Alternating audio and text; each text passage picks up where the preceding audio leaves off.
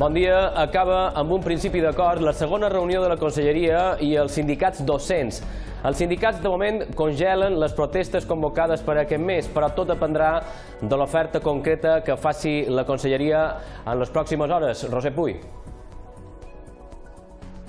Sí, era una condició sine qua non de la Conselleria que es desconvocés la protesta prevista per dimecres de la setmana que ve per continuar amb aquestes negociacions. Els sindicats ho accepten si Educació concreta la proposta que els ha fet avui amb un augment considerable dels recursos. Els representants dels docents, però, diuen també que han estat precisament aquesta amenaça de mobilitzacions el que ha fet reaccionar la Conselleria. Hi ha 3 punts clau en aquesta negociació. El primer, l'establiment d'una carrera professional per als docents. El segon, una reducció de ràtios. I el tercer, una disminució de les hores lectives. La Conselleria recull aquestes propostes, però ara cal concretar detalls prou importants, com per exemple des de quan s'aplicarien.